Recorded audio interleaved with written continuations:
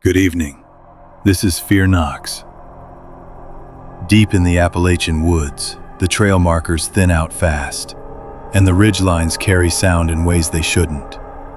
Hunters talk about branches snapping in perfect intervals behind them, like someone matching their steps. Fire tower crews hear distant voices under dead radio channels, and hikers report finding the same ridge twice, even though they never turned around. If you're new here, subscribe so you don't miss our daily true horror stories.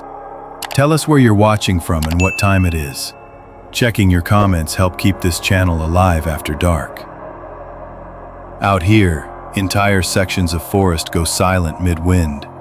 Footprints appear in dry leaves without a path, and lights drift between trees with no trail below them.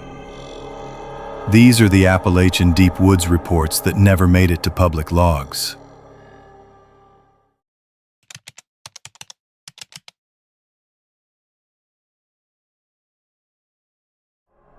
I was a volunteer field tech, monitoring remote communication systems in the Blue Ridge Mountains. It was late December, the air barely above freezing, and a thin layer of frost covered everything. That night, a faint, intermittent signal registered on my handheld beacon receiver, originating from an area known for its complete lack of cellular coverage. My routine involved checking repeater stations and logging environmental data from various remote sensors scattered across the hollows. The work was solitary, often requiring long drives on unpaved service roads and hikes along overgrown trails. I was accustomed to the quiet hum of the forest and the isolation that came with it. Winter brought an added layer of challenge, with icy patches and unpredictable fog making navigation difficult. My vehicle was equipped for such conditions. A sturdy four-wheel drive with a dash cam always recording, and a reliable radio for dispatch contact. I kept a detailed logbook of my movements and observations, a habit ingrained from years of working in these remote areas. The calls I typically received were for downed lines or sensor malfunctions. Never anything like this. The beacon signal was unusual from the start. It was a standard emergency frequency, but the signal strength fluctuated wildly, almost as if the source was moving erratically or was partially obscured. My initial attempts to triangulate its position were inconclusive, the readings jumping across a wide sector of the backcountry. I cross-referenced the general area with my topographical maps. It pointed towards the higher elevations near Burnt Knob Road, a winding gravel track that led to an old decommissioned fire tower. This road was rarely used, especially in winter, and certainly not by anyone without a specific reason to be there. I notified dispatch of the anomaly, stating my intention to investigate the signal's origin. They acknowledged my report, reminding me of the extreme cold and the potential for ice. I began my drive just after midnight, the headlights cutting through the dense fog that had settled into the valleys. The air grew colder as I ascended, the temperature dropping steadily. My tires crunched on the frozen gravel of the service road, the only sound for miles around.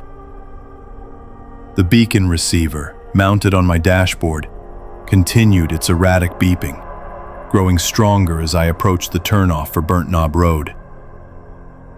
The road itself was narrower, less maintained, and quickly became slick with black ice. I engaged four-wheel drive, proceeding slowly, my eyes scanning the roadside for any sign of a vehicle or activity. The forest was a silent, dark wall on either side, the trees heavy with frost. After about 3 miles on Burnt Knob Road, the beacon signal became much stronger, indicating I was very close. I slowed to a crawl, peering through the windshield. That's when I saw them. Tire ruts in the thin layer of snow and ice covering the road. They were distinct, fresh, and clearly belonged to a single vehicle. What struck me immediately was their pattern. The ruts showed an inbound trajectory only. There were no corresponding tracks indicating a vehicle had turned around or driven back out. It was as if whatever made them had simply driven in and stopped. The implication was immediate and unsettling. I continued forward another few hundred yards, the beacon now emitting a steady, strong tone. Around a bend, I saw it. A dark-colored pickup truck parked haphazardly on the shoulder, partially obscured by a stand of pines. Its engine was off, but a faint, rhythmic ticking sound emanated from under the hood, a common occurrence as a cold engine cools down. The truck was covered in a fresh dusting of snow, suggesting it had been there for some time, perhaps a few hours. There were no footprints around the vehicle, no sign of anyone having exited or moved about. The silence of the forest pressed in, broken only by the engine's tick and the persistent beep of my receiver. I pulled my vehicle to a stop, a safe distance behind the truck, leaving my headlights on. The air was still and sharp, biting at any exposed skin. I grabbed my thermal monocular and stepped out, the crunch of my boots on the frozen ground sounding unnaturally loud. The beacon receiver was now screaming, indicating the source was directly ahead, inside or immediately next to the truck. I approached cautiously, scanning the area with the thermal imager. The truck itself glowed faintly from residual engine heat, but there was no human heat signature inside the cab. I swept the beam across the surrounding woods, the berm, and the ditch. Then, for a fleeting moment, I saw it. A distinct human-shaped heat signature standing on the berm just beyond the truck, partially hidden by the dense undergrowth. It was perfectly still, facing away from me, towards the deeper forest. My breath hitched. I focused the monocular, trying to get a clearer view. The figure was roughly human height, its outline sharp against the cold background. I took a step forward, intending to call out. But before I could, the image flickered. It was gone. The thermal monocular showed nothing but the cold, dark shapes of trees and rocks. I swept the area again, slowly, meticulously. There was no trace of the heat signature. No residual warmth. Nothing. It was as if it had simply vanished into the frigid air. A profound cold settled over me, deeper than the ambient temperature. I stood there for a long moment, the only sounds the ticking engine and the distant, faint hum of my own vehicle. My mind raced, trying to process what I had just seen, or thought I had seen. The beacon signal was still strong, still originating from the truck. I forced myself to move, approaching the pickup. The driver's side door was unlocked. I peered inside. The cab was empty. A small, rugged handheld beacon, identical to my own receiver, lay on the passenger seat, its indicator light blinking steadily. It was the source of the signal.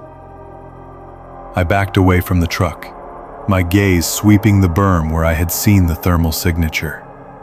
There was nothing. No footprints in the snow, no disturbed leaves, just the undisturbed frost and a few fallen branches.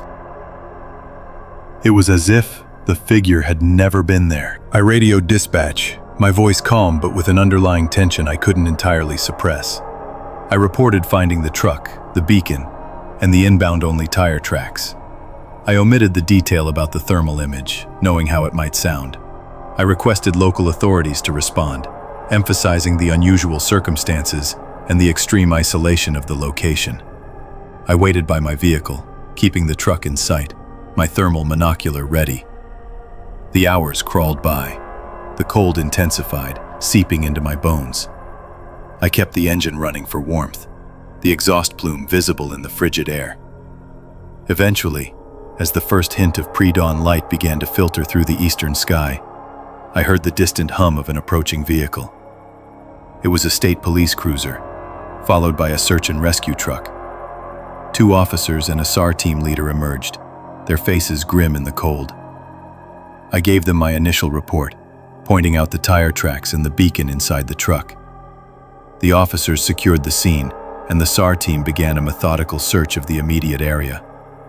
They found no footprints leading away from the truck, no signs of a struggle, nothing to indicate where the driver might have gone. The ground was too hard, too icy, or too undisturbed. They used their own thermal imagers but found nothing. The search expanded into the surrounding forest, following the general direction where I had seen the fleeting thermal signature. They found no trace. The owner of the truck was identified through its registration.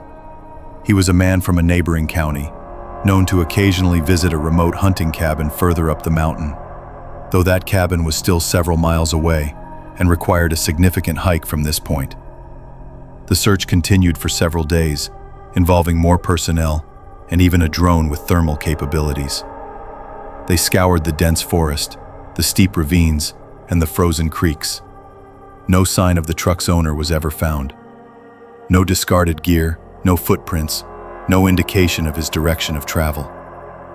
The official report listed him as a missing person, presumed lost in the wilderness, though the circumstances remained deeply puzzling. The inbound-only tire tracks, the beacon left in the vehicle, and the complete absence of any other evidence made the case an anomaly in their files. My dashcam footage from the approach was reviewed, showing only the empty road and the parked truck. The thermal image I had seen was never mentioned in any official report.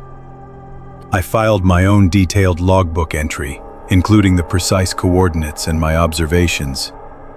The incident left a quiet mark. I continued my work, but the isolation of the Blue Ridge Hollows felt different after that night. The hum of the forest sometimes seemed to carry a whisper I couldn't quite decipher. I still think about that fleeting heat signature on the berm, and the way it simply vanished into the cold. I still hear the ticking of that engine under the snow, sometimes, in the deepest quiet of the night.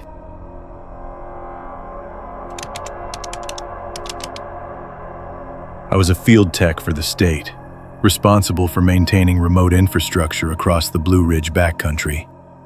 It was late autumn in the Blue Ridge Hollows, and the air held a sharp, biting cold that promised an early winter. A routine check on the old Black Bear fire tower had just come in with an unusual report from the automated sensor array. The system detected specific anomalies, like structural shifts or power fluctuations. This particular alert, however, was different.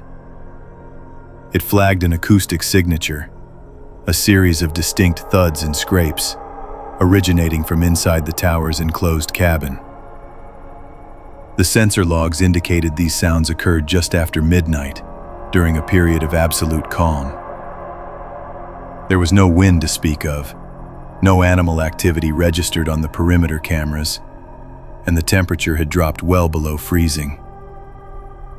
My dispatch radio crackled with the details, the voice of the operator sounding a little more strained than usual. The tower was deep in the forest, accessible only by a winding gravel service road that often became impassable with the first heavy frost. My instructions were clear: investigate, secure the site, and file a detailed report. The isolation of these towers was usually their most defining feature. But tonight, it felt like a warning. My work often involved long drives into remote areas, checking communication relays, weather stations, and these old fire towers. Most towers were relics, maintained for historical value and as emergency lookout points.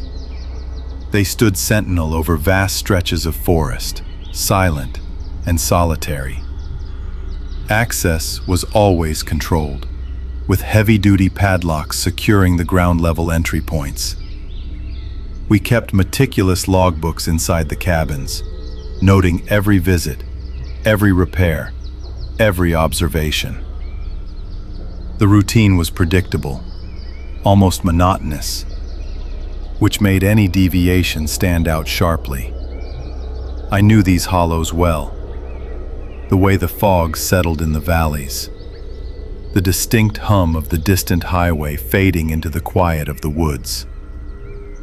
The cold was a constant companion, especially as the days shortened and the sun barely cleared the ridgelines. This particular tower, Black Bear, was one of the more remote, a good hour's drive from the nearest paved road. Its last scheduled inspection had been weeks ago, and nothing unusual had been noted then. I packed my gear, a heavy-duty flashlight, a toolkit, a two-way radio, and a thermal imager. The truck's engine ticked as it warmed, the sound echoing in the pre-dawn quiet. Headlights cut through the thick fog that had settled overnight, turning the familiar gravel road into a shifting tunnel of gray. The drive was slow, the frost making the turns treacherous. I kept the radio on, listening to the low static of the emergency band, a comforting background noise in the deep isolation.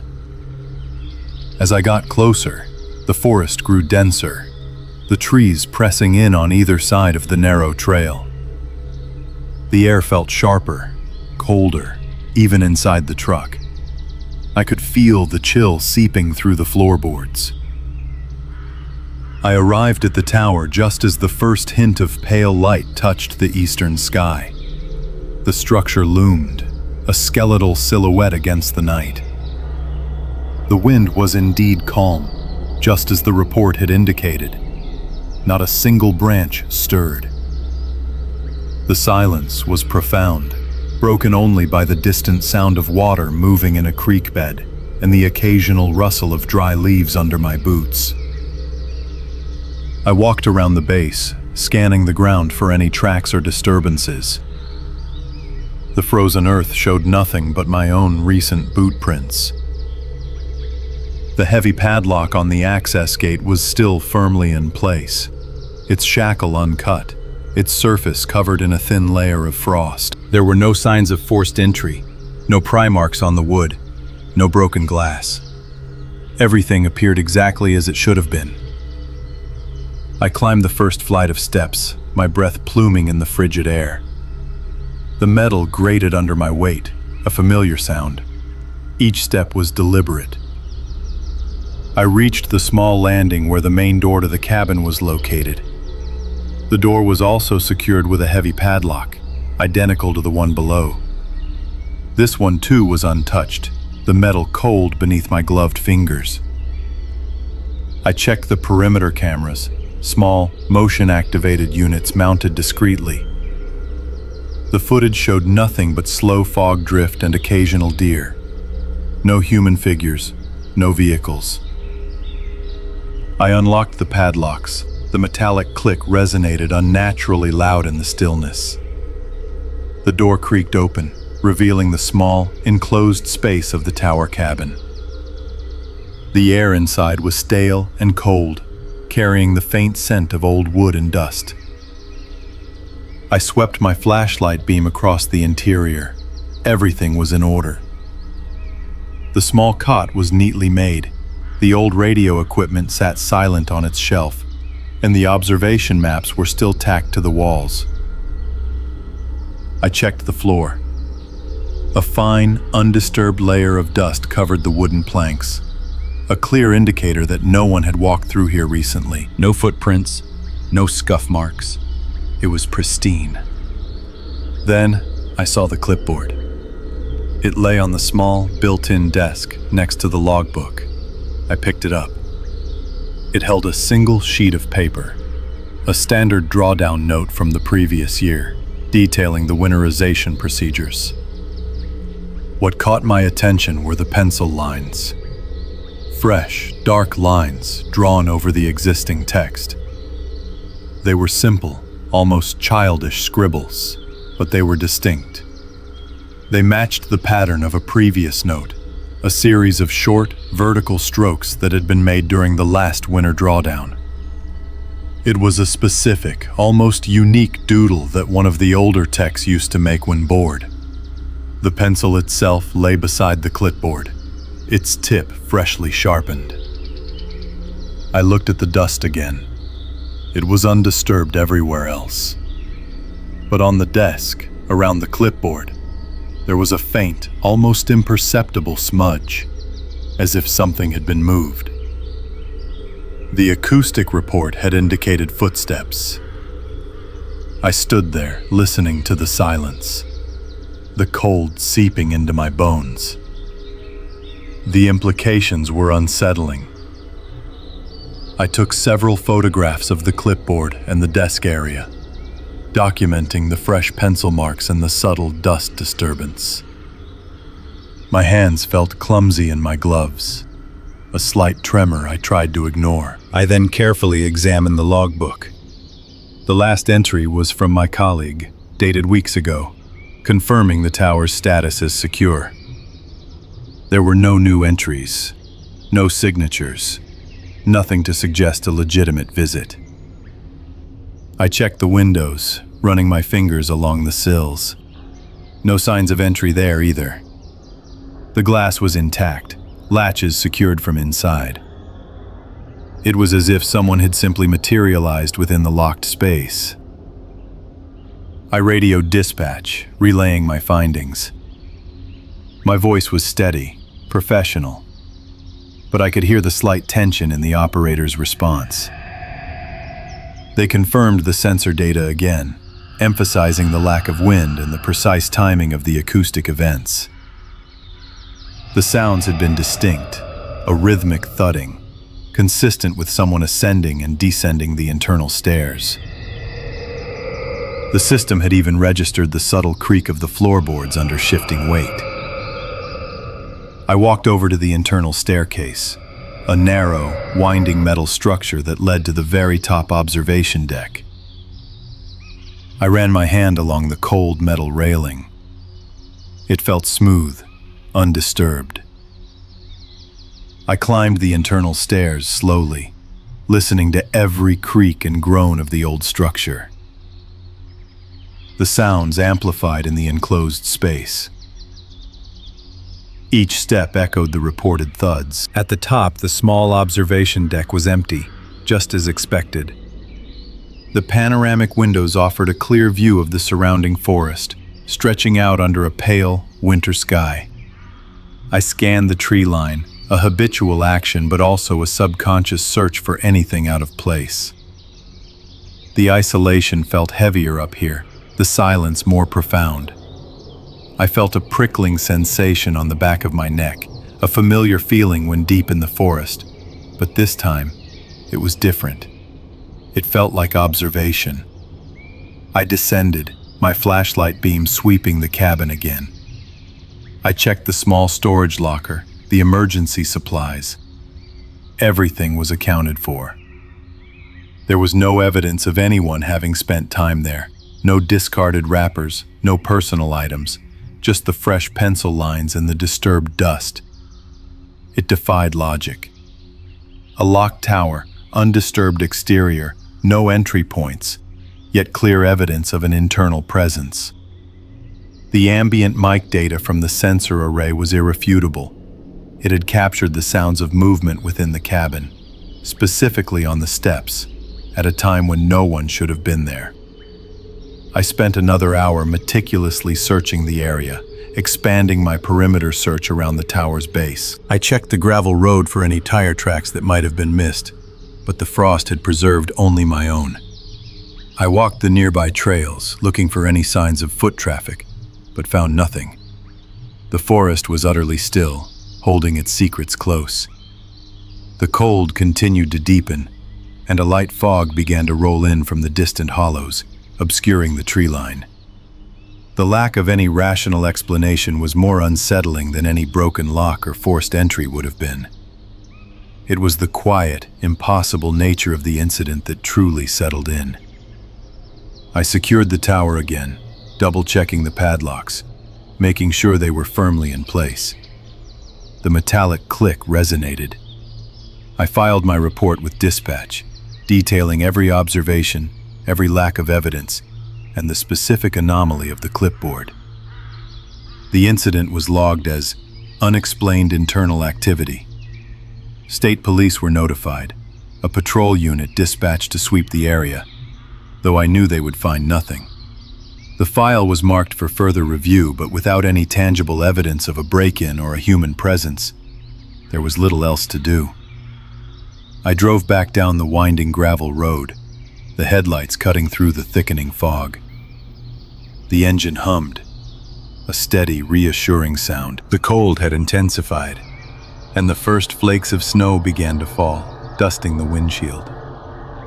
The logical part of my mind tried to rationalize it.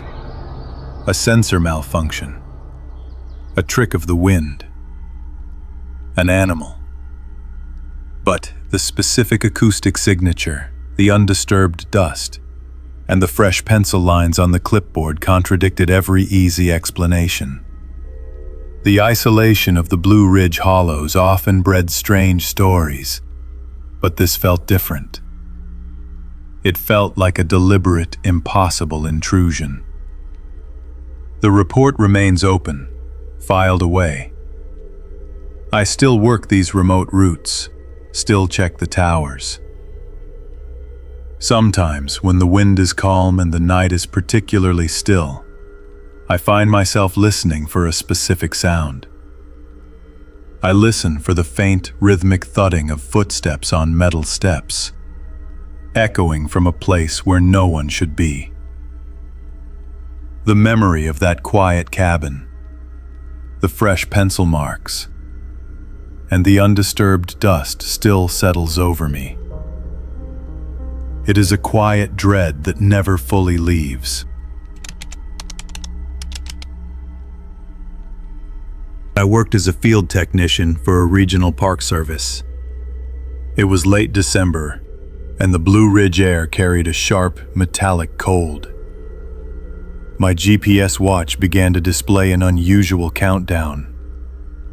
My duties often took me deep into the backcountry, far from any paved road or reliable cell signal. I maintained remote sensors, checked on fire towers, and occasionally inspected off-grid cabins used by rangers or researchers. The isolation was a constant companion, a quiet presence in the vast forest, especially during the colder months. This particular assignment involved a series of sensor checks along a seldom-used service road winding through the Blue Ridge hollows. The sun had already dipped below the ridgeline, leaving the sky a bruised purple, and a thin layer of frost was beginning to form on the gravel. My truck's headlights cut through the gathering gloom, illuminating the narrow path ahead. I was nearing a creek ford, a shallow crossing over a rocky stream, when my wrist vibrated. I glanced down at the watch face. Instead of the usual time or navigation data, a large, stark number 9 was displayed, counting down. This was an entirely new function, one I had never seen before. The digital display glowed with an unsettling intensity in the growing night. A silent, insistent command in the middle of nowhere. I felt a subtle shift in the air, a colder pocket, even before I stepped out of the vehicle. My routine was usually predictable, a methodical sequence of checks and reports. I would log my movements, equipment status, and any observations in a small notebook, then transfer the data to a central file upon my return. The Park Service relied on these detailed logs for everything from maintenance schedules to incident reports. My equipment was always meticulously maintained. A reliable GPS unit, a two-way radio for dispatch, and a set of powerful headlamps. I knew these trails well. The subtle shifts in the terrain, the sound of the wind through the pines, the distant hum of the highway that sometimes carried on the cold night air. The work demanded precision and a calm demeanor, especially when alone in the deep woods. I had spent years in these mountains, and nothing had ever truly unsettled me before. The watch continued its silent countdown. 8, 7, 6. I slowed the truck, approaching the creek ford. The water was low, but the rocks were slick with algae and a thin film of ice. I parked the vehicle on the near bank, the engine ticking softly as it cooled. I grabbed my headlamp and a walking stick, preparing to cross on foot to check a sensor box on the far side. The air felt colder near the water, a damp chill that seeped into my boots. My breath plumed in the frigid air. The watch now showed 5, then 4. I stepped into the shallow current, the cold water immediately numbing my ankles. The sound of the far water rushing over stones seemed amplified in the quiet night. I focused on my footing, carefully placing each step on the uneven creek bed. The headlamp beam danced ahead, revealing the path. The numbers on my wrist continued to drop. 3, 2, 1. I was about halfway across the ford when the watch display flickered and then went blank. The sudden silence from the device was more jarring than any alarm. I paused, standing in the middle of the creek, the cold water swirling around my shins. I tapped the watch, pressed buttons, but nothing happened. It was completely dead. I finished crossing, my boots crunching on the gravel of the far bank. I reached the sensor box, performed the routine check, and logged the data. The task took only a few minutes. As I turned to head back, I noticed something else. My truck, which I had left parked on the near bank, seemed further away than it should have been. The distance felt wrong, subtly extended. I pulled out my phone, intending to check the time, but the screen remained dark. The cold had drained its battery, a common occurrence in these temperatures. I relied on my internal clock, which felt off. I started back across the ford, the dead watch a heavy presence on my wrist. When I reached the truck, I tried the watch again. To my surprise, it powered back on. The display showed the correct time, but it was nearly an hour later than I had estimated. My internal clock had been significantly wrong. I checked the truck's dashboard clock, which confirmed the later time. The discrepancy was unsettling. I had only been on the far bank for a few minutes, yet an hour had passed. I drove back to the nearest ranger cabin, a small, isolated structure about 3 miles down the service road. I needed to warm up and review my equipment. Inside the cabin, I connected my watch to a charger and downloaded its activity log. The log showed a 9-minute gap in its data, precisely corresponding to the countdown and the period it had been dead. It had lost exactly 9 minutes of recorded time. This was not a simple battery drain. A device losing time, rather than just stopping, was unusual. I also reviewed the trail camera footage from the ford. The camera was motion activated and pointed directly at the crossing.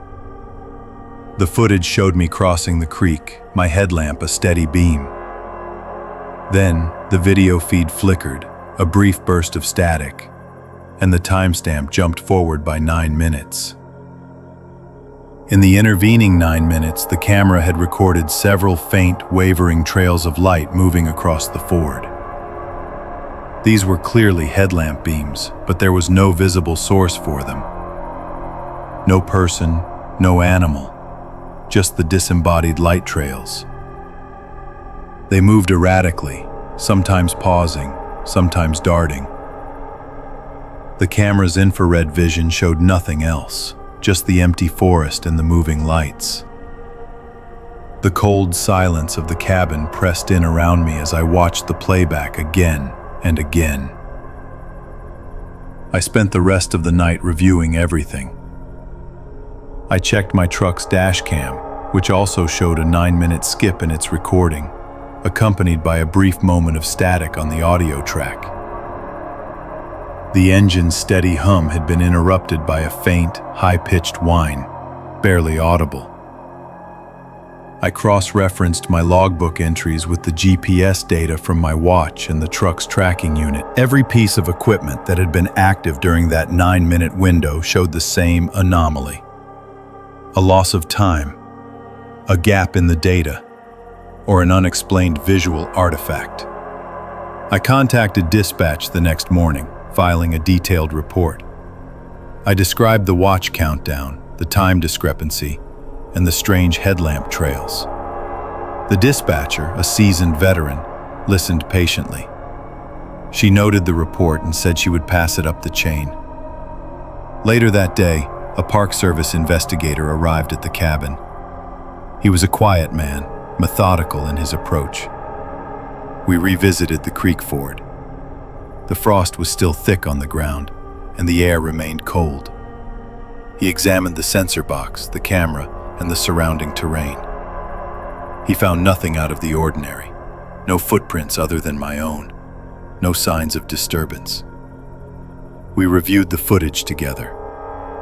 He watched the disembodied headlamp trails several times, his expression unreadable. He suggested it could be a camera malfunction, a trick of light, or even a localized electromagnetic pulse. He noted that such events, while rare, were not unheard of in areas with certain geological formations. He took copies of all my logs, the watch data, and the camera footage. He also took my headlamps for testing, to see if they could somehow produce such an effect. I knew they could not. The investigation continued for several days. Other field technicians were asked if they had experienced similar anomalies. None had reported anything like it. The investigator returned to the cabin a few days later. He confirmed that my headlamps were functioning normally and could not replicate the strange light trails. He had consulted with experts on electromagnetic phenomena, but they could not definitively explain the localized 9-minute time loss across multiple devices. The official report concluded with unexplained technical malfunction, a phrase that offered no real comfort. The incident was filed away. My equipment was returned to me, fully functional, with no further countdowns or time discrepancies. I continued my work in the Blue Ridge backcountry, but the isolation felt different now. The familiar forest held a new, subtle layer of unease. I found myself checking my watch more often, listening more intently to the sounds of the night. The incident had left a quiet mark, a sense of something observed but not understood. The official report offered a technical explanation, but it did not account for the feeling of lost time or the silent, moving lights. The memory of those disembodied headlamp trails, flickering across the creek ford in the dark, remained vivid. The cold of that night, the engine tick, the far water, all became associated with that inexplicable event. I continued to file my reports, to maintain the sensors, and to check the remote cabins. The work was the same, but my perception of the deep woods had shifted. Sometimes, when I am alone in the forest at night, a faint, high-pitched hum seems to carry on the cold air. It is not the sound of an engine or the wind. It is something else. A whisper of static in the quiet. A reminder of the 9 minutes that simply vanished. The memory of those disembodied headlamp trails. moving without owners, still returns to me. I still hear it sometimes, a subtle frequency that seems to resonate from the deep woods, a sound that has no source.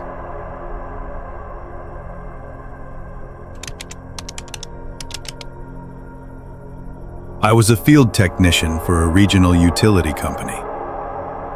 My work involved maintaining off-grid infrastructure in remote areas. It was late autumn, the air sharp with the promise of winter in the Blue Ridge Hollows. My first call that week concerned a remote cabin, specifically its diesel generator.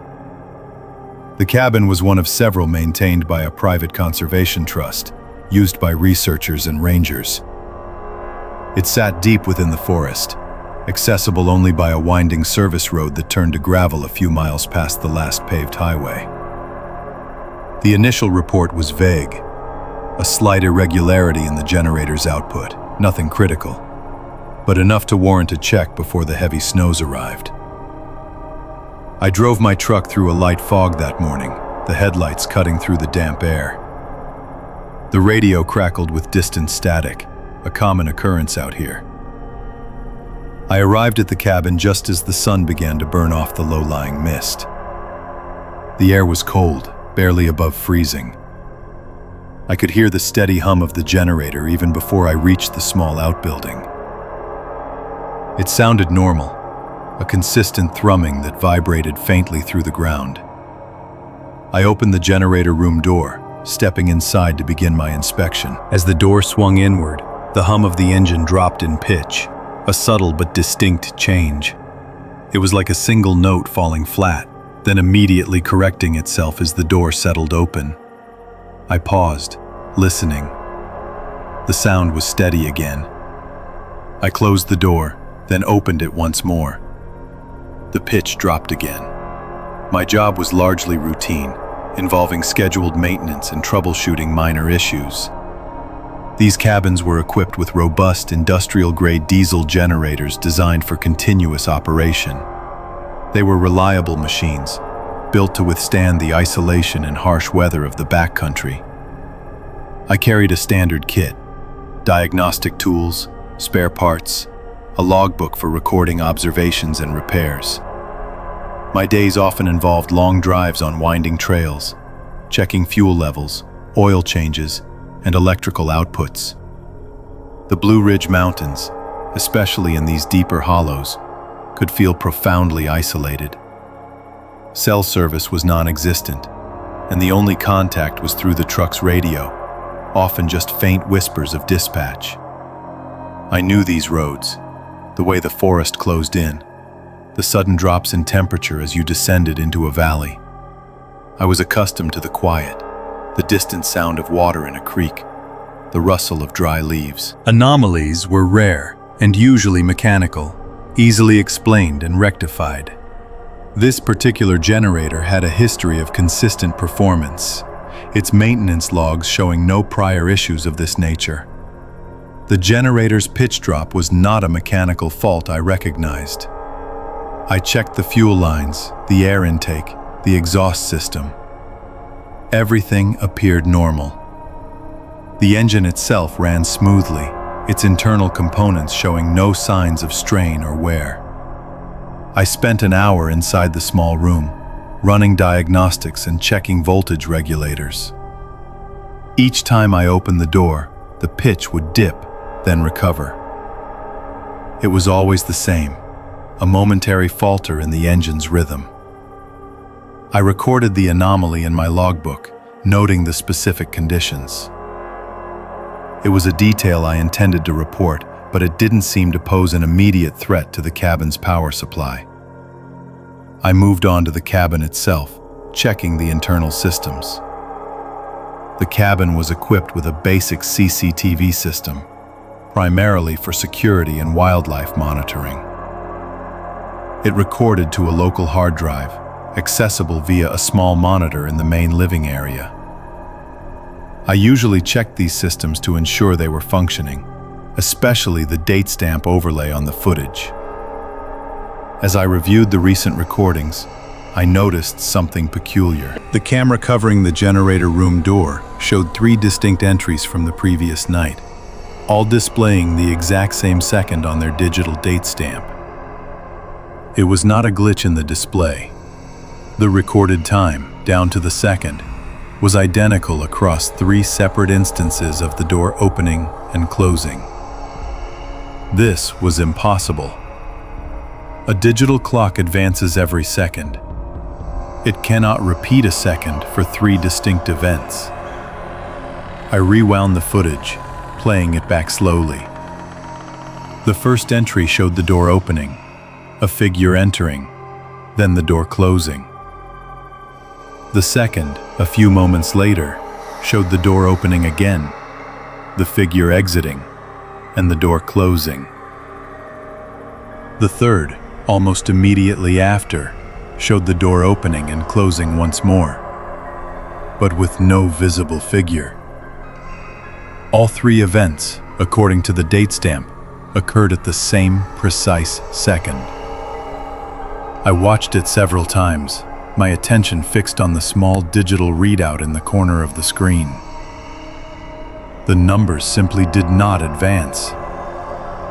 It was as if time had momentarily frozen, or perhaps looped, for that single second. I checked other camera feeds from around the cabin.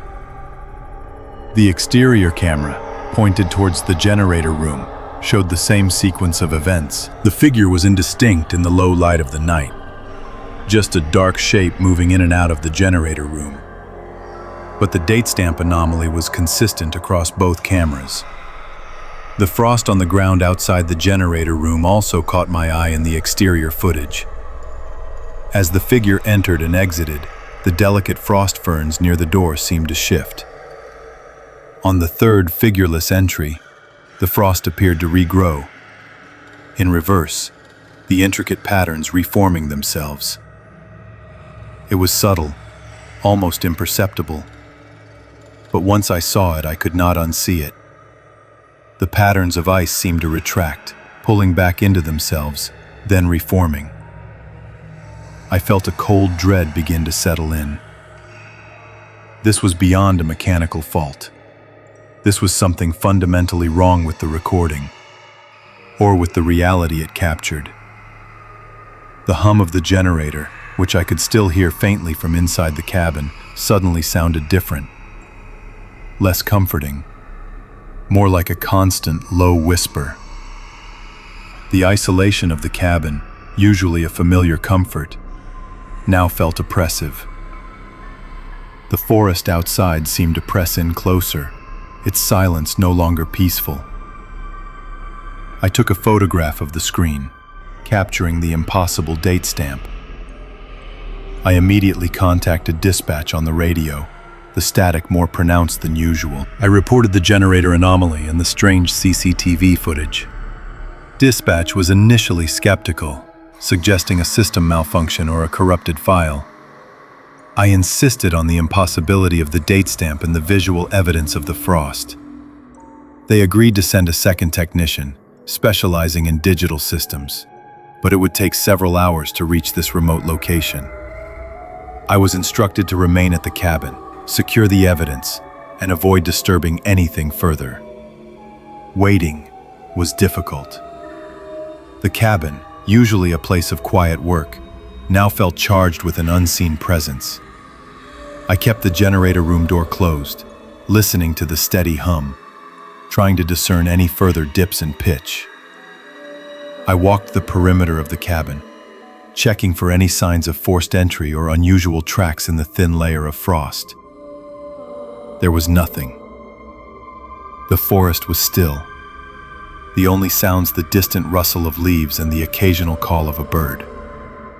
I felt a growing sense of unease, a feeling of being watched, though I saw no one. I reviewed the footage again, focusing on the figure. It was tall, slender, and moved with an odd, almost jerky gait. The clothing was dark, nondescript. There was no face visible, no distinguishing features. It simply entered, exited, and then the door opened and closed again without it. The frost reversing was the most disturbing visual. It defied all natural laws. I tried to rationalize it, to find a logical explanation. A trick of light, a camera artifact, a faulty sensor. But the consistency across multiple camera angles and the impossible date stamp made such explanations feel hollow. As the afternoon wore on, the air grew colder. A thin fog began to roll in, obscuring the distant tree line. The isolation deepened. I kept the radio on, listening to the faint chatter from dispatch. A small comfort against the encroaching silence. I made a detailed entry in my logbook, describing everything I had observed. Every detail of the footage, every sound. I took more photographs of the screen, documenting the impossible date stamps. The generator continued its steady hum, a constant reminder of the strange events unfolding. I found myself listening to it, trying to detect any subtle shift, any further drop in pitch. The thought of that door opening again, without me, was unsettling. I double-checked the cabin's locks, a procedural habit that now felt like a genuine necessity.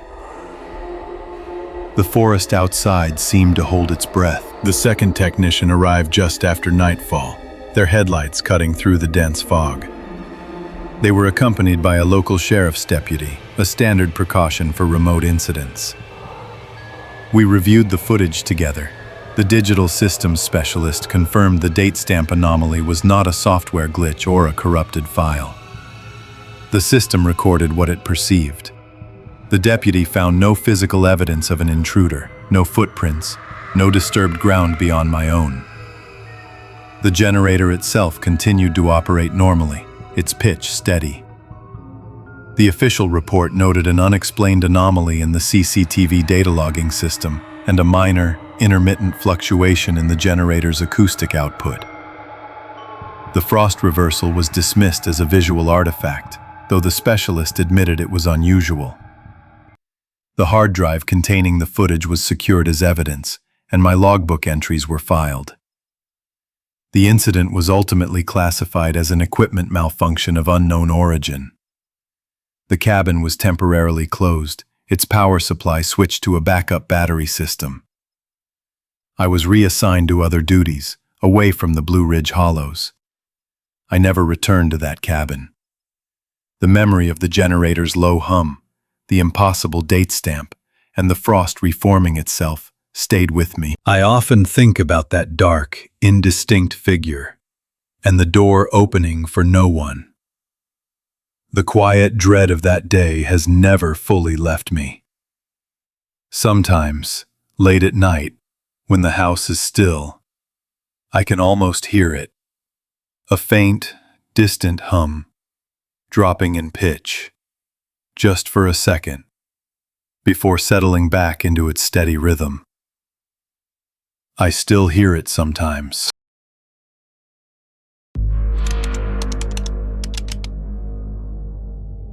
I worked as a field technician, maintaining remote grid infrastructure across the Blue Ridge Hollows. It was late December, a few hours past midnight, and the air held a sharp, biting frost. My GPS unit, usually reliable, had begun to display a slight, inexplicable drift. My job involved routine inspections and minor repairs on power lines and relay stations, often situated deep within the national forest. These locations were accessed by a network of unpaved service roads, many of them barely more than trails. The work was solitary, demanding precision in often harsh conditions, especially during the winter months. I was accustomed to the isolation, the deep quiet of the mountains, and the occasional oddity that came with working so far from any populated area. My vehicle, a rugged four-wheel drive, was equipped with everything needed for the job, including a dashcam that recorded continuously and a two-way radio for dispatch contact.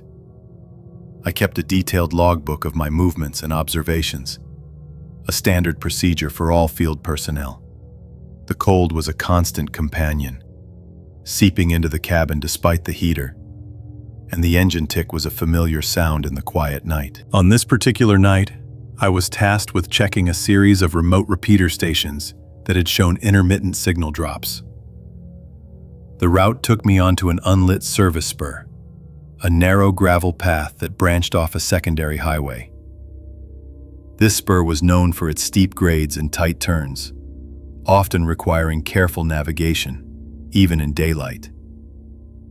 The fog had started to roll in, thick and heavy, reducing visibility to a few yards beyond my headlights.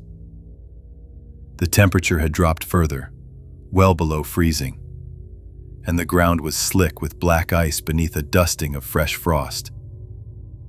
My radio crackled with static occasionally, a common occurrence in these deep hollows where signal penetration was poor.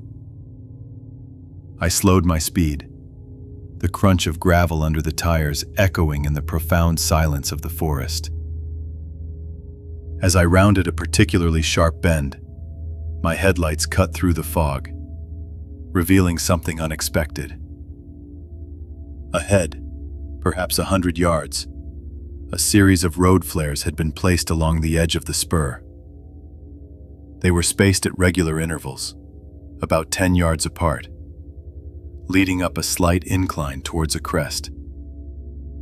What struck me immediately was that they were unlit.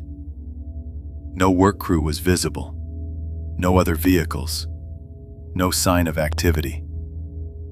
This was unusual. Road flares were typically deployed to mark an active work zone or an emergency, and they were always lit. I eased the vehicle forward, my eyes scanning the dense tree line for any movement, any indication of why they were there. The only sound was the low hum of my engine and the occasional distant whisper of wind through the pines. I continued to approach, my speed barely above a crawl. When I was perhaps 50 yards from the first flare, it ignited. Not with a sudden burst, but with a soft, almost gentle hiss, the red light blooming in the heavy fog. I stopped the vehicle, my foot hovering over the brake. My breath plumed in the cold air. I watched, my gaze fixed on the first flare. Then, the second flare, about 10 yards beyond the first, also ignited. It was a sequential ignition, moving up the spur, one after another, each flare catching with that same quiet hiss. There was no one there. I could see clearly now, the red glow illuminating the immediate area, but the space around the flares remained empty. The forest on either side was a dark, impenetrable wall. The air felt sharper, colder. My dashcam was recording all of this. I watched as the flares continued to ignite, a slow, deliberate progression up the unlit service spur. The third flare, then the fourth, then the fifth, each one coming to life with an unnerving precision. It was as if an invisible hand was moving ahead of me, touching each flare in turn. I checked my rearview mirror, but the road behind me was empty, swallowed by the fog. The isolation felt absolute. My radio remained silent, save for the occasional static burst. I reached for the microphone, but hesitated. What would I even report? Flares lighting themselves? It sounded absurd. I decided to observe further, to gather more evidence before contacting dispatch. The flares continued their sequence, disappearing over the crest of the incline. I waited for a few minutes, the engine ticking softly as it cooled. The red glow from the last visible flare pulsed faintly through the fog. The silence was profound, broken only by the faint, far water sound of a hidden creek somewhere deeper in the hollow. I decided to proceed with extreme caution to see what lay beyond the crest. As I slowly advanced, the dashcam continued to record. The first flares I had seen were now behind me, their red light fading into the fog. My headlights cut through the gloom, revealing the gravel road ahead. Just as I reached the crest, a single reflector, the kind used on trail markers, blinked in my headlights. It was positioned oddly, not on a post but low to the ground, almost at the edge of the ravine that ran alongside the spur. It blinked once, then twice, a distinct, rhythmic flash, before my vehicle passed it. At that exact moment, my GPS unit, which had been showing a slight drift earlier, suddenly jumped. The digital map on the screen shifted, indicating my vehicle was 20 yards to the left, directly over the ravine. I glanced at the screen, then back at the road. I was clearly on the gravel spur, not airborne over a drop-off. The discrepancy was immediate and alarming. I checked the unit again. It held the erroneous position for a few seconds, then snapped back to my actual location on the road. The reflector was gone from my view, swallowed by the darkness behind me. I felt a cold dread settle in my stomach, a feeling far deeper than the ambient temperature. The combination of the self-igniting flares, the blinking reflector, and the GPS malfunction was too much to dismiss as coincidence. I drove a short distance further, perhaps a quarter mile, before finding a wider spot to turn around. My intention was to go back, to examine the area where the flares had been, and to try and locate that reflector. The thought of leaving it uninvestigated felt wrong. As I turned the vehicle, my headlights swept across the dense forest. I saw nothing out of place, no movement, no sign of any person or animal. The fog seemed to be thickening further, making the return journey even more challenging. I drove slowly back down the spur, my eyes constantly scanning the roadside. When I reached the area where the flares had been, they were all extinguished. The ground was cold, covered in a fresh layer of frost, and there was no residual heat, no smoke, no ash. It was as if they had never been there. I stopped the vehicle and got out, pulling my heavy coat tighter against the biting cold. The air was still, heavy, and silent. I walked along the edge of the spur, shining my powerful flashlight into the undergrowth. I found no spent flare casings, no scorch marks on the gravel, nothing to indicate that anything had ignited there at all. It was completely clean. I walked to the crest where the reflector had blinked. I swept the beam of my light along the ravine edge, searching for any sign of it. The ground was uneven, covered in frozen leaves and deadfall. There was no reflector, no post, no marker of any kind. The GPS unit in my vehicle remained stable, showing my correct position. The only evidence I had was the dashcam footage and my own memory. I took several photographs of the empty spur and the ravine edge, documenting the lack of any physical evidence. I returned to my vehicle, the cold seeping into my bones. I contacted dispatch, reporting an unusual incident involving unlit flares and a GPS anomaly on the service spur. I kept my tone calm and factual, omitting any speculation about the flares igniting themselves. I simply stated that I had observed flares, then found no evidence of them, and that my GPS had briefly malfunctioned. Dispatch acknowledged the report, noting it in the logbook, and advised me to proceed with my original assignment if I felt it was safe. I did not feel safe, but I also knew there was nothing more to be done at that location. I continued on to the repeater stations, completing my checks, but my focus was fractured. The distant hum of the forest seemed to carry a new, unsettling quality. Later, back at the regional office, I filed a detailed report, attaching the dashcam footage and the photographs I had taken. The footage clearly showed the flares igniting sequentially, one after another, with no visible source. It also showed the brief, rhythmic blinking of the reflector and the corresponding GPS jump. The technical team reviewed the GPS logs and confirmed a momentary, localized signal disruption that could not be immediately explained. They found no fault with my unit.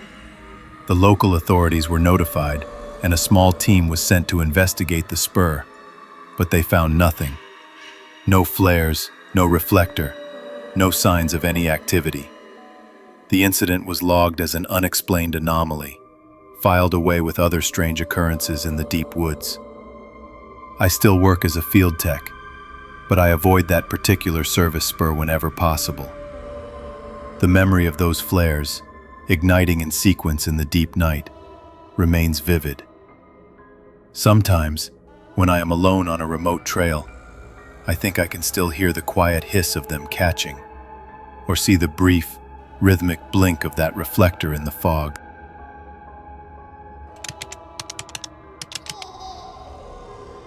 I was a field technician for the regional power utility. It was late autumn, the air already sharp with the promise of a deep winter. My job involved routine checks of remote grid infrastructure, but some reports were never routine. One particular set of reports began to accumulate in the system, flagged by various drivers. They spoke of a single, distinct tap sound coming from beneath a specific one-lane bridge. The reports were consistent across several months, always from truckers, and always when their rigs were empty, crossing the bridge alone in the quiet of the night. The bridge itself was unremarkable, a weathered steel and timber structure spanning a narrow, rocky creek bed deep in the Blue Ridge Hollows. It was part of a service road network, mostly used by logging trucks or utility vehicles, connecting a few off-grid cabins and a fire tower trail to the main highway. My initial thought was a loose timber or a structural issue, something I would normally log for a maintenance crew. However, the consistency of the reports, the specific timing, and the lack of any obvious damage during my visual inspections made it an unusual entry in my logbook. The isolation of the area was profound, especially after dark. The nearest town was a good distance away, and cell service was non-existent. My routine involved long drives on gravel roads, checking power lines for ice damage or fallen trees, inspecting small substations, and occasionally assisting with repairs. The work was solitary, often conducted in the cold, with only the hum of the truck engine and the crackle of the radio for company. I carried a scanner, listening to local dispatch traffic, but most nights were quiet, punctuated only by distant animal calls or the whisper of the wind through the forest. I was accustomed to the deep isolation of these mountains. My equipment included a range of diagnostic tools, from thermal cameras to vibration sensors. I kept detailed records, photographs, and audio notes for every site visit. The reports about the bridge tap, however, started to feel different from typical maintenance issues. They carried a subtle undercurrent of unease, even in the dry language of the driver's log entries. The decision was made to investigate the bridge tap more thoroughly. I prepared for an overnight stakeout. I packed a contact microphone, a small tripod, and a high-fidelity audio recorder.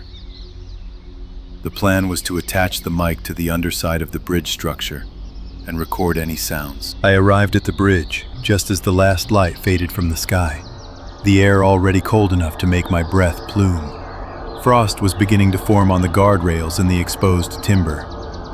I parked my utility truck a good distance away, out of sight around a bend in the gravel road, and walked back to the bridge. The only sounds were the distant rush of water in the creek below and the ticking of my cooling engine. I carefully attached the contact mic to one of the main steel beams beneath the bridge deck.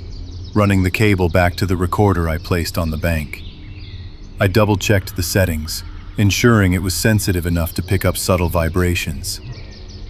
Then I retreated to my truck, settling in for a long wait. The night was clear, the stars bright above the dark silhouette of the forest. I kept the truck engine off, conserving fuel and maintaining silence. The cold seeped into the cabin, despite my heavy gear. I listened to the radio scanner, but it remained quiet. Hours passed. The temperature dropped steadily, well below freezing. I occasionally checked the recorder, but the display showed no significant activity. It was sometime after midnight when the first sound registered. I was half dozing, wrapped in a thick blanket, when a sharp, distinct thump vibrated through the ground and into the truck's frame. It was not loud, but it was clear. A single, resonant impact. I immediately checked the recorder. The peak on the waveform was undeniable. I marked the time in my logbook. I waited, my senses now fully alert. The silence returned, deeper than before. I strained to hear anything else, any movement in the forest, any distant headlights on the highway. But there was nothing. About an hour later, it happened again. Another single, solid thump, originating from directly beneath the bridge. This time, I was watching the recorder's display. The spike was identical to the first. My heart rate picked up, a cold knot forming in my stomach. This was not a random occurrence. The reports had mentioned a single knock. I noted the time again. The pattern was emerging. I considered walking back to the bridge, but the thought of being out there in the absolute dark, knowing what I was listening for, made me hesitate. The isolation felt heavier now, more oppressive. A third tap came roughly an hour after the second. Again, a single, clear impact. It was precise, almost deliberate. The sound was not metallic, nor was it the dull thud of wood. It was something in between, a dense, resonant sound that seemed to absorb the surrounding quiet. I started to feel a profound sense of unease. This was not a structural defect. This was something else. The cold in the truck cabin felt more intense, a chill that seemed to emanate from within me. I kept my eyes on the road leading to the bridge, but no headlights appeared. No vehicle had crossed. The fourth tap arrived about an hour after the third. It was the same sound, the same intensity, the same precise timing. 4 distinct taps, each separated by approximately an hour. The trucker's reports had mentioned a single knock, but they were driving over it. My contact mic was recording from below, in the absolute stillness. The implications of this pattern began to settle in. The reports had also mentioned the tap occurring when the truck was empty. This meant the bridge was under minimal load, and the sound was not a result of a heavy vehicle passing over. It was as if something was waiting for the bridge to be empty, then making its presence known. I packed up my equipment, the frost now thick on the truck's windshield. The sun was just beginning to lighten the eastern sky, but the cold dread remained. Back at the office, I reviewed the audio files. The taps were perfectly clear, distinct from any ambient noise. I isolated each event, analyzing the waveform and frequency. There was no mistaking them. I filed a detailed report, attaching the audio evidence and my logbook entries. My supervisor listened to the recordings, his expression shifting from skepticism to a quiet, unreadable concern. He authorized a more extensive investigation. We returned to the bridge during daylight, bringing additional equipment. We used ground-penetrating radar, thermal imaging, and even a small drone to survey the creek bed and the surrounding forest. We found nothing. No signs of recent disturbance, no hidden structures, no unusual heat signatures, no tracks in the frost-hardened gravel. The creek flowed normally. The forest was silent. We even contacted the state police, given the unusual nature of the reports. A patrol car made a few passes over the bridge at different times of night, but they reported nothing out of the ordinary. They found no evidence of vandalism or any person loitering in the area. The isolation of the location worked against us. There were no surveillance cams nearby, no other witnesses. The truckers' reports continued to trickle in. Always the same story, a single tap, when empty, crossing alone at night. The pattern I had recorded with the contact mic, 4 taps spaced by roughly an hour, was never replicated by a passing vehicle. It seemed to occur only when the bridge was completely undisturbed for an extended period. The case was eventually filed as unexplained.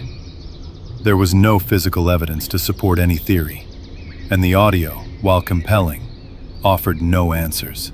My supervisor suggested it might be a unique acoustic phenomenon, perhaps related to temperature changes or the expansion and contraction of the bridge materials. I knew better. The taps were too precise, too deliberate. They did not sound like natural structural noises. The memory of those 4 distinct impacts, echoing in the deep night, stayed with me. I continued my rounds in the Blue Ridge Hollows, but I always felt a heightened sense of awareness when passing that particular bridge. The bridge still stands, and the reports still surface occasionally in the system. I no longer work that specific route, but the memory of those nights remains vivid. I sometimes wonder what waits beneath that bridge when the world goes quiet. The sound of that tap, so clear and singular, still resonates in my mind.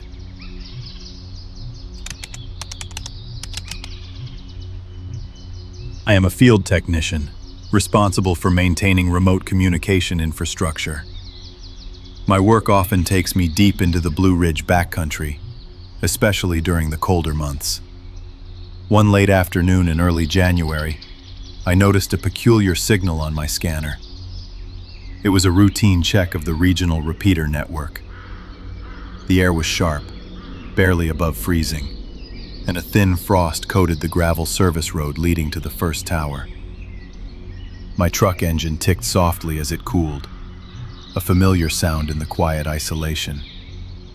I was monitoring the local emergency band, listening for any anomalies or equipment failures. The radio usually carried only static, or the occasional clear voice of dispatch. This time, however, a clean, familiar audio loop began to play. It was the local weather forecast, but the date announced was from last December. My job involves ensuring these systems operate correctly, providing vital communication links across the rugged terrain. The Blue Ridge Mountains are vast, with many hollows and ridges that make line-of-sight radio difficult. Repeaters boost signals, allowing emergency services and some residents to stay connected. I spend my days driving winding service roads, checking power supplies, antenna alignment, and signal integrity at various sites. It is methodical work, often solitary, and requires a keen ear for anything out of place. I carry a logbook for every site visit, noting even the smallest detail. The equipment is robust, designed to withstand the harsh winters, and failures are rare. The rebroadcast on Channel 3 was undeniably strange. It was not just a burst of old data. It was a complete, clear loop of a weather report from a specific date in the previous year. The voice was that of the local meteorologist, detailing temperatures and snow accumulation that had long since passed. I checked my equipment, running diagnostics on my portable scanner and the truck's main radio. Everything appeared to be functioning normally. The signal strength was strong, indicating it was coming from one of our active repeaters, not some distant, weak interference. I pulled out the system schematics, tracing the repeater network. The signal was originating from Repeater Hut 7, a small, off-grid cabin situated deep in a remote hollow, accessible only by a rough trail. This particular hut was powered by solar panels and a backup generator, rarely needing direct intervention. I tried to contact the hut directly, using the standard maintenance channel.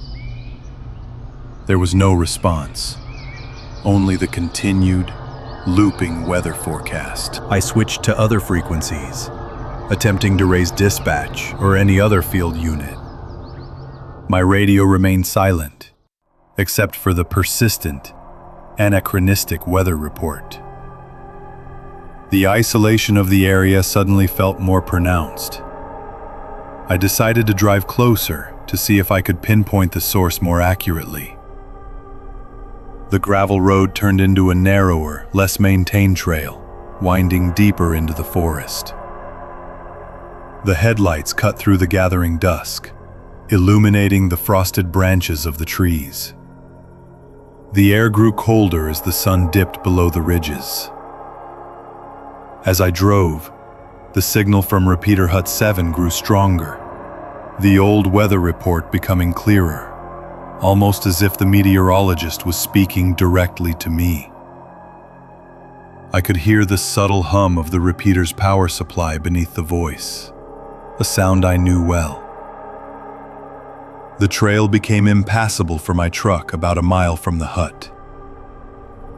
I gathered my tools, a portable radio and a flashlight, then continued on foot. The forest was silent, save for the crunch of my boots on the frozen ground and the distant, faint sound of water in a hidden creek. The cold seeped into my gear, making my movements stiff. The hut came into view through the trees, a small, dark shape against the fading light. There were no lights on inside, which was unusual if someone had been working there. I approached cautiously, my flashlight beam sweeping the perimeter. The solar panels on the roof were clear of snow, and the small exhaust vent for the generator was not emitting any vapor. The air was still, and the only sound was the steady, looping weather report emanating from within the building. I tried the door. It was unlocked. Inside, the air was stale and cold, colder than outside. The emergency lights were off. The main repeater unit was running, its indicator lights glowing steadily. The backup generator was not active. The source of the rebroadcast was clearly the main unit. I checked the logbook on the small table. The last entry was from several months prior, a routine maintenance check by another technician. There was no sign of recent activity, no tools left behind, no fresh footprints in the thin layer of dust on the floor. It was as if the hut had been empty for a long time.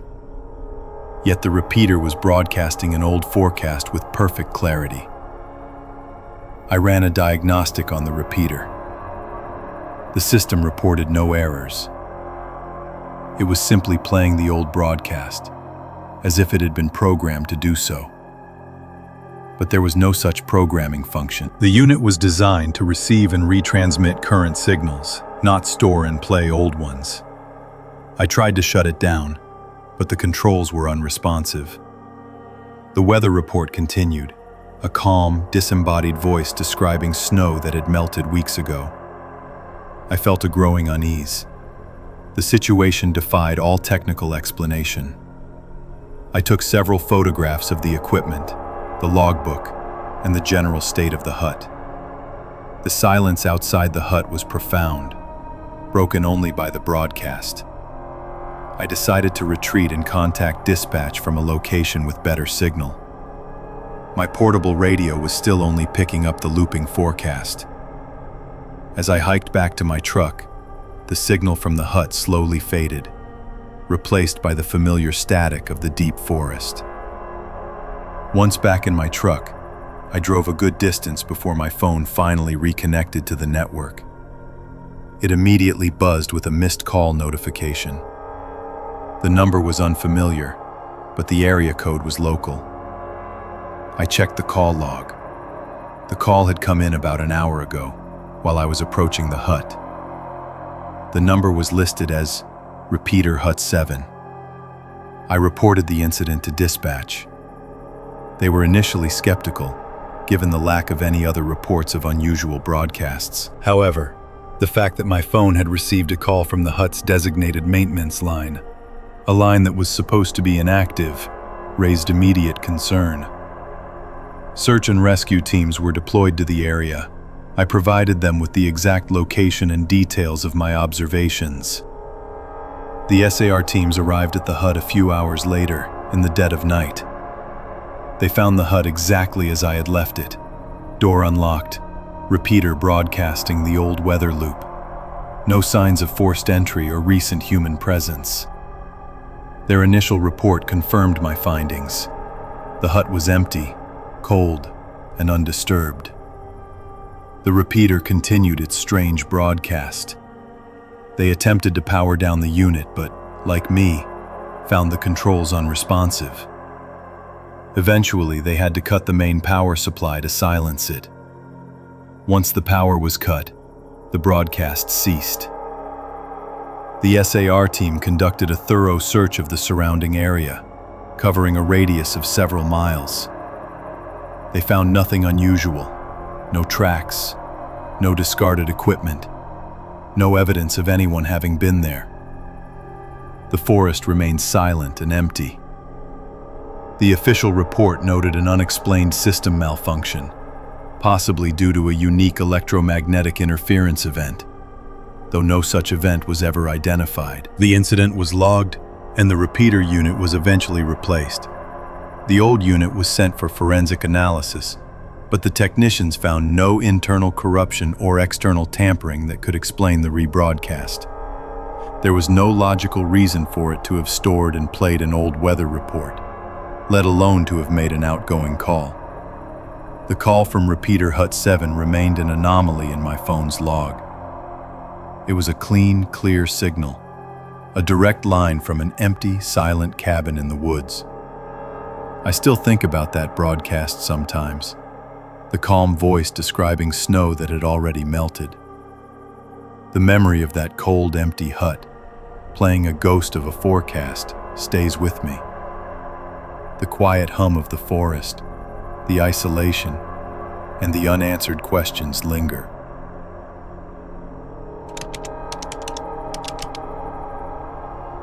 I was a field technician, responsible for monitoring remote sensor arrays and maintaining the small network of off-grid cabins in the Blue Ridge backcountry. It was late December, and a freezing sleet had begun to fall, coating the gravel service roads in a slick, dangerous glaze. That evening, as I secured the first cabin, I found the east-facing window unlatched, despite my earlier checks. My job involved solitary weeks in the hollows, checking equipment and ensuring the cabins were secure for the next rotation or emergency use. The routine was precise, almost ritualistic, especially during the colder months. Each cabin had a logbook, a radio, and a set of specific protocols for winterization. One of these was the cabin window rule. Every shutter had to be latched tight, every window sealed against the elements and anything else the forest might hold. This was not just about keeping the cold out. It was about maintaining the integrity of the isolated spaces. The silence out there was profound, broken only by the wind or the distant hum of a power line far down in the valley. I had arrived at the cabin just before dusk, the sky a bruised purple-gray. The sleet started as I pulled my truck up the final incline, the engine ticking as it cooled. I worked methodically, checking the solar panels, the battery bank, and the satellite dish. Inside, I moved from room to room, ensuring the wood stove was clean and the water lines drained. I had closed and latched all the windows on my previous visit, barely a week prior. The east window, however, refused to hold its latch. I tried it several times, pushing the sash firmly into the frame, but the old metal mechanism would not catch. It always sprang back, leaving a finger-wide gap. A thin draft of cold air seeped in, carrying the scent of wet pine and frost. I tried to wedge it with a small piece of kindling, but it was too loose. The window remained slightly ajar. I decided to address the latch in the morning, after the sleet had passed. I made a note in the logbook, then settled in for the night. The cabin was small, just a single room with a loft.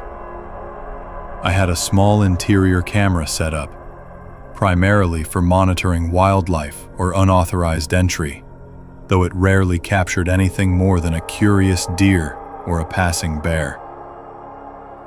I checked the feed on my tablet, seeing only the empty room. The static on the radio was a low, constant whisper, a familiar sound in the deep woods. I ate a simple meal and prepared for sleep, the sound of the sleet tapping against the roof and the unlatched window. The temperature inside was dropping slowly, despite the small heater I ran. I woke a few hours later, sometime in the middle of the night. The sleet had intensified, drumming against the cabin walls. A gust of wind rattled the east window, and I heard a faint, distinct, scraping sound. I lay still for a moment, listening. The scraping did not repeat. I told myself it was just the wind or a branch. I tried to ignore it, but the thought of the unlatched window persisted. I got up, grabbed my flashlight, and walked over to the east wall. The window was still open, a finger width. I shone the light on the sill. There, in the thin layer of meltwater that had pooled from the sleet, were two distinct shoe prints. They were facing inward. The prints were clear, made by a heavy boot, the kind with a deep tread. They were not large, perhaps a size 9 or 10. The water had not yet evaporated, indicating they were recent. My own boots were by the door, dry. I had not been near that window since trying to latch it earlier. I stood there, flashlight beam fixed on the prints, the cold air from the gap chilling my face. There was no other sign of entry. No mud, no scuff marks on the floorboards. Just the meltwater prints on the sill, facing into the room. I felt a cold dread settle in my stomach, a different kind of cold than the outside air. I checked the interior camera feed again. The room was empty. The camera had not recorded any motion. I moved slowly, deliberately. I checked the other windows, ensuring they were still latched. They were. I checked the door, the deadbolt still engaged. I walked around the perimeter of the cabin, shining my flashlight into the darkness. The sleet was coming down hard, obscuring visibility beyond a few yards. I saw nothing, heard nothing but the storm. I returned inside, my heart thumping a little faster than usual. I looked at the prints again. They were still there, undeniable. Someone had been at that window, and they had left evidence of their presence inside the cabin. I spent the rest of the night awake, sitting by the radio, listening to the static. I kept my flashlight on, pointed at the east window. Every hour or so, I would get up and check the sill. The prints slowly faded as the meltwater dried. but their impression remained. I reviewed the camera footage from the previous evening, frame by frame. Nothing. The camera had a wide-angle lens, covering the entire main room. No one had entered. No one had moved within its field of view, yet the prints were there. The contradiction was unsettling. I considered calling dispatch, but what would I report? Meltwater shoe prints on a windowsill? Without any other evidence, it would sound like a hallucination or a mistake. As dawn approached, the sleet began to subside, leaving a thick layer of frost on everything. The forest was hushed, the air sharper. I packed my gear, my movements precise and economical. I took several photographs of the windowsill, capturing the faint remnants of the prints. I noted the exact time and conditions in the logbook. Before leaving, I made one last attempt to latch the east window. This time, with a firm push, the old mechanism finally clicked into place. It held. The window was secure. I stood there for a moment, looking at the now sealed window, then at the empty sill. The prints were gone, dried completely. I drove out of the hollows slowly, the gravel crunching under my tires. I kept my eyes on the rearview mirror, scanning the trail behind me. The isolation of the Blue Ridge felt heavier than usual. I filed a detailed report with my supervisor, including the photographs and my logbook entry. The official response was procedural. They noted the unlatched window and the unusual prints. A local ranger was dispatched to the cabin a few days later to inspect the area. His report stated no signs of forced entry, no tracks around the cabin perimeter due to the sleet, and no other anomalies. The incident was logged as unexplained. I continued my work in the backcountry, but the experience changed something. Every time I secured a cabin, I lingered a little longer at the windows, checking the latches twice. The quiet dread of that night stayed with me. I still hear the sleet sometimes, tapping against the glass, and I see those meltwater shoe prints on the sill, facing inward, a silent question in the deep, cold woods.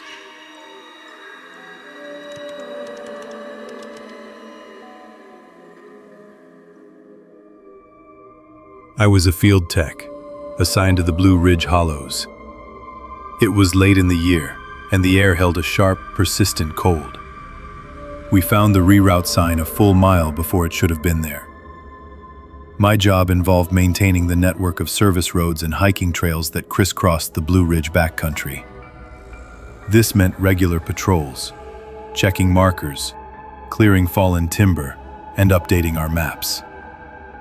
The work was solitary for the most part, often just me and a partner in a truck, sometimes on foot for miles. The region was vast, marked by deep hollows and steep ridges, dotted with old fire towers and a few off-grid cabins. Winter was settling in, bringing with it a quiet that felt both profound and isolating. The frost coated everything in a brittle sheen each morning. Our routine was established, precise, and rarely deviated. We relied on our logs and the scanner for updates from dispatch, keeping us connected to the wider world, however tenuously. The reroute sign was a standard issue reflective aluminum placard. It was designed to be unmistakable, directing hikers and maintenance crews around hazards or active work zones. These signs were placed according to strict protocols, always at specific predetermined points. This particular sign was for a section of the Appalachian Trail that ran along a high ridge, known for its challenging terrain and sudden weather shifts. We were scheduled to place it the following week, after a small landslide had made a section impassable. Finding it already in place, secured to a tree with heavy-duty zip ties, was immediately unsettling. It pointed upslope, towards the impassable section. My partner Dave was the first to spot it. We were driving slowly along a gravel service road, the engine ticking over. the headlights cutting through the early morning fog. The air was barely above freezing. He pointed, his voice low. "That's not right." I pulled the truck over, the tires crunching on the frozen gravel. We got out, the cold biting at our exposed skin. The sign was identical to the ones we carried in the truck bed. It was clean, new, and perfectly positioned. The location was the issue. It was a full mile short of the designated reroute point, a place we knew intimately. We checked our maps, then our GPS. There was no mistake. The sign was out of place. We stood there for a few minutes, scanning the surrounding forest. The trees were bare, their branches stark against the pale sky. There was no sound but the distant hum of the highway, miles away, and the occasional rustle of dry leaves in the faint breeze. No tracks in the thin layer of frost on the ground, nothing to suggest recent human activity. It was too early for hikers, and no other crews were scheduled in this sector. We took photographs of the sign, its placement, and the immediate area. We logged the discrepancy in our field notes, marking it as an anomaly. The procedure was clear: report it to dispatch, then remove the sign. But something about its presence, its silent declaration, made us hesitate. It felt less like a mistake and more like a deliberate act. Back at the district office, we filed our report. The supervisor, a man named Miller, listened carefully, his expression unreadable. He reviewed our photographs. He agreed it was unusual. He then asked about the trail cameras we had deployed along that section of the ridge. We had several, placed to monitor wildlife and occasional illegal dumping. One camera, in particular, was positioned about 100 yards upslope from where we found the sign. It had a clear view of the exact spot. Miller instructed us to pull the memory card from that camera. The next morning, Dave and I drove back out, the cold still holding the hollows in its grip. The sign was still there, pointing upslope. We retrieved the memory card. Back in the office, Miller loaded the footage onto a monitor. We watched the time-stamped video. The camera had been active for weeks. Most of the footage showed deer, a bear, and the occasional bird. Then, about an hour before we had arrived at the location, something appeared on screen. It was a flicker, a brief distortion in the lower left corner of the frame. Then, slowly, almost imperceptibly, the reroute sign materialized. It was already attached to the tree. The reflective arrow, initially, pointed upslope, exactly as we had found it. It remained in that position for about 30 seconds. Then, without any visible hand or force, the arrow shifted. It rotated smoothly, silently, until it pointed back down the trail, towards the correct reroute point. It held that position for a few more seconds. Then the footage continued normally until our truck pulled into view. We watched the sequence several times. The sign appeared. The arrow moved. There was no one in the frame. No vehicle, no person, no animal. Just the sign and the arrow, shifting on its own. The quality of the video was standard for a trail cam. A little grainy, but clear enough to confirm what we were seeing. The reflective material of the arrow caught the ambient light, making its movement distinct. Miller sat back, his face pale. He asked us to review the footage again, frame by frame. We did. The result was the same. The sign was there, then the arrow moved. It was not a glitch. It was not an optical illusion. It was a physical change captured on video. The next steps were procedural. Miller contacted the state police. A small team, including a forensics tech, was dispatched to the site. They arrived later that day, their vehicles kicking up dust on the gravel road. The air was still cold, a thin fog beginning to settle in the lower hollows. They examined the sign, the tree, the ground. They found no fingerprints, no unusual tool marks, no footprints other than ours from the previous day. The zip ties holding the sign were standard, secured tightly. The arrow itself was a simple pivot design, meant to be manually adjusted. It showed no signs of tampering or modification that would allow for remote movement.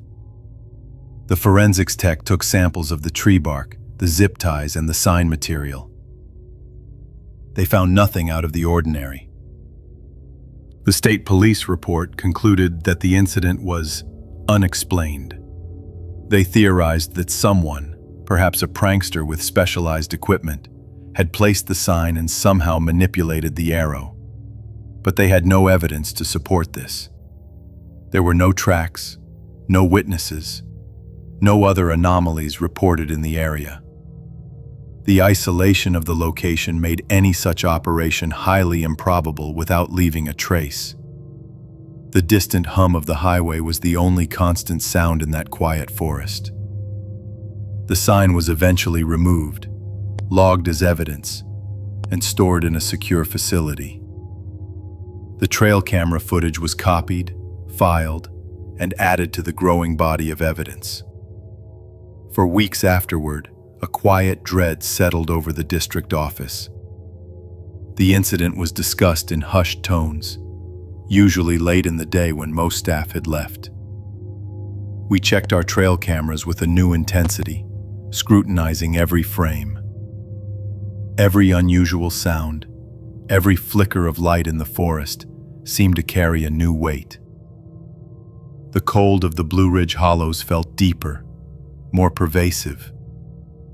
The isolation of the backcountry, once a source of peace, now felt like a vulnerability. We were field techs, trained to deal with the tangible, the physical. This was neither. It was a manipulation of our reality, a quiet alteration of the grid we thought we understood. The official file remains open, classified as an unsolved anomaly. The sign itself is still in storage, a piece of metal with a story no one can explain. Sometimes, when I am out on a trail, the wind will shift, and I hear a faint, almost imperceptible hum, like something far off in the deep forest. I still feel the cold, and I remember the silence of that ridge and the way the arrow moved.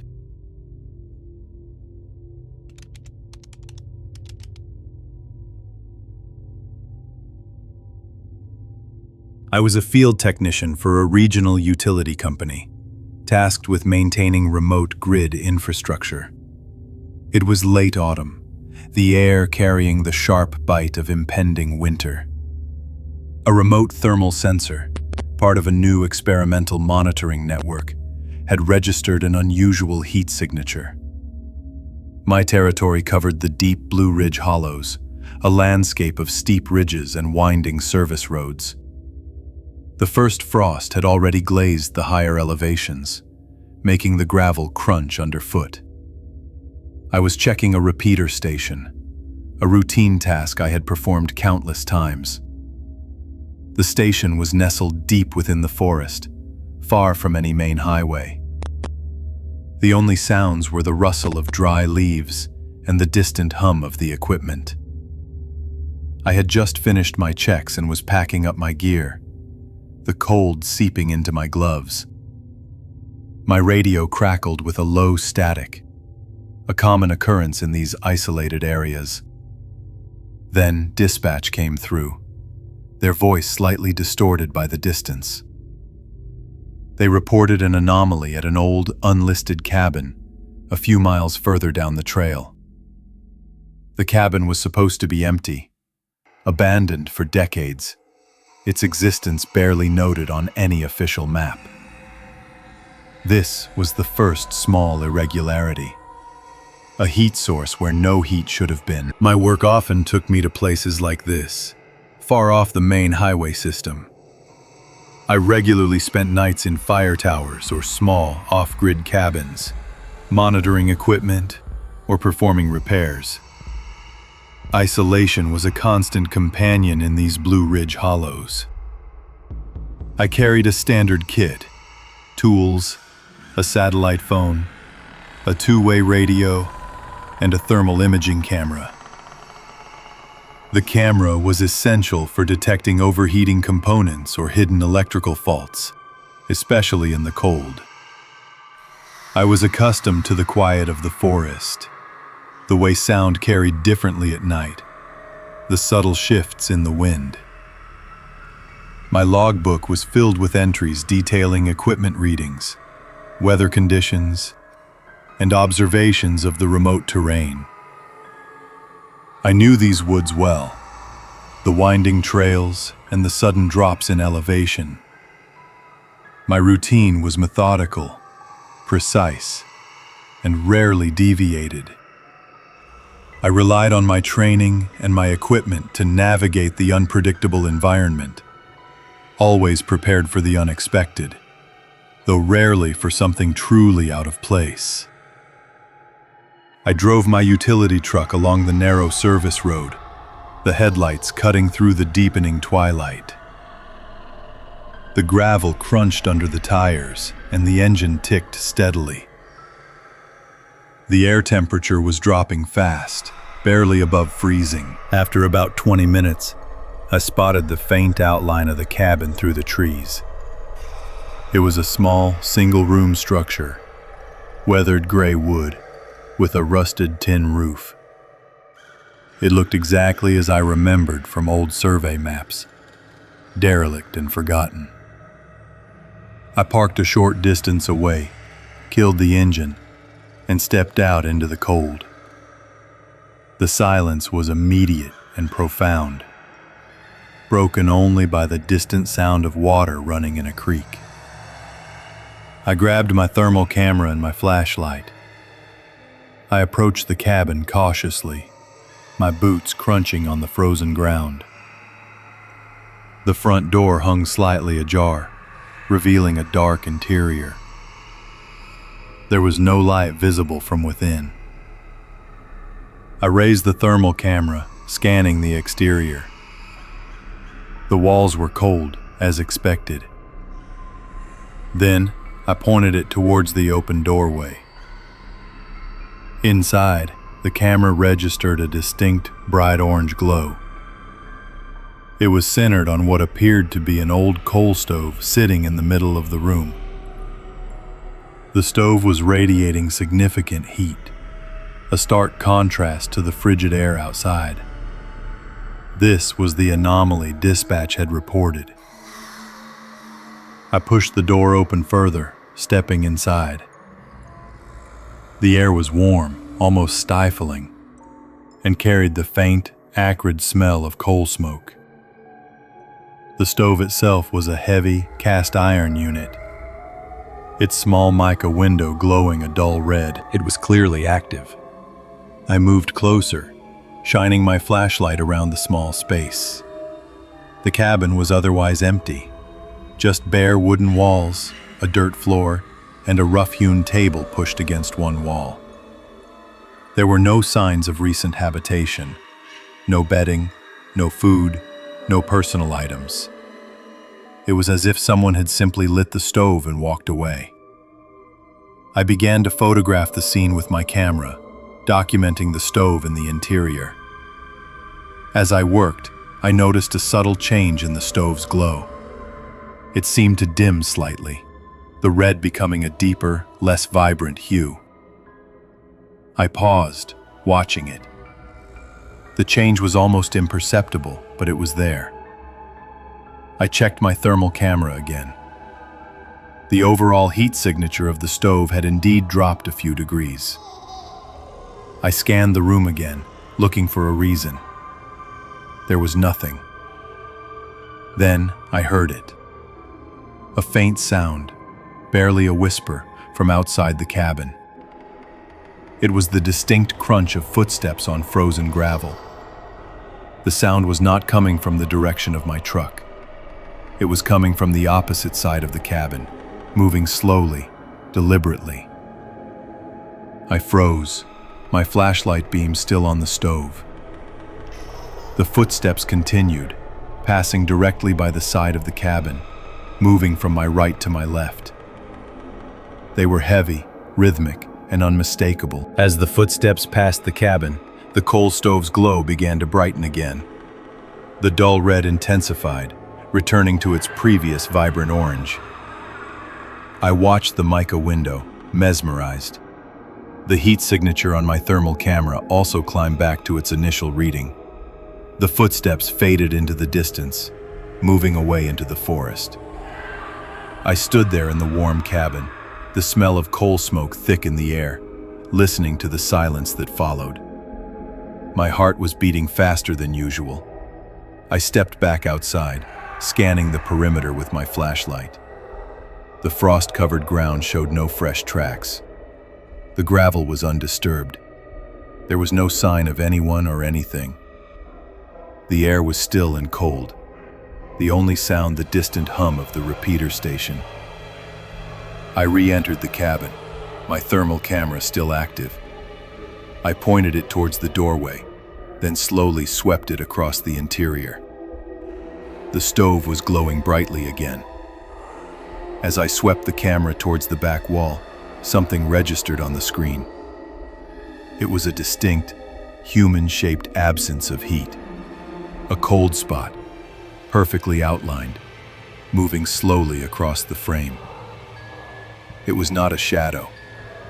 It was a negative thermal signature, a void where heat should have been, or where something intensely cold had just passed. It moved from one side of the cabin to the other, directly through the space where the footsteps had sounded outside. The absence was clear, a dark, cold silhouette against the warmer background of the cabin's interior. It was there for only a few seconds, then it was gone.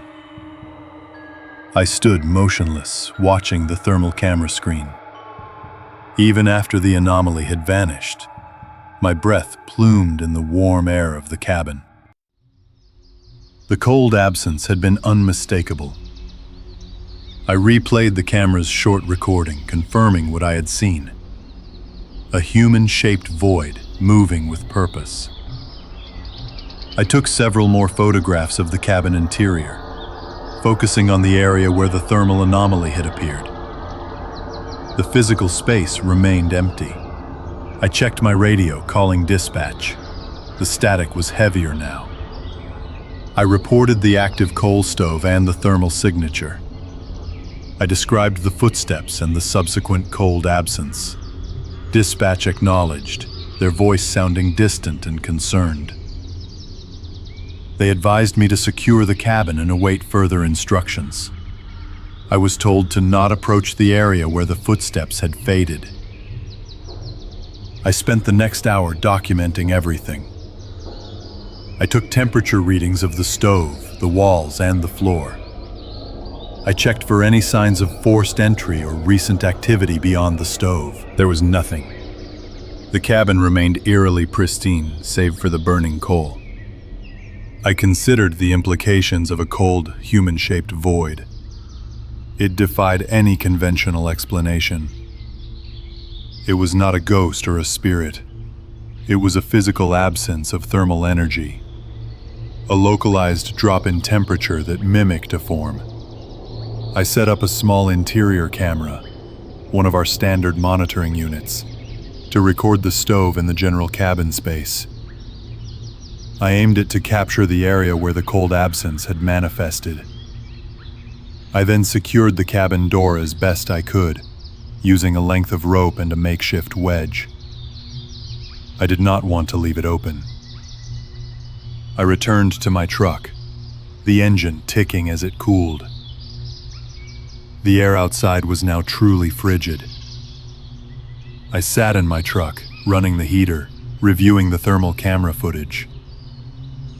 The cold absence was clear on the screen. A dark, moving silhouette. It was not a trick of light or a camera malfunction. The stove continued to glow, its heat visible even from a distance through the cabin's small window. I kept my radio on, listening to the low hum of the static. The isolation of the forest felt heavier now, more oppressive. A few hours passed. Dispatch called again, their voice clearer this time. They had contacted local authorities. A small team from the sheriff's department would be dispatched to my location at first light. They advised me to remain in my truck and monitor the cabin from a safe distance. I was to report any further activity immediately. I spent the rest of the night watching the cabin, my headlights off, relying on the faint moonlight filtering through the trees. The coal stove's glow was a steady, pulsing red in the darkness. I heard nothing more, no footsteps, no whispers. Just the wind moving through the pines. The engine of my truck occasionally idled to keep the cabin warm. The frost on the windows grew thicker.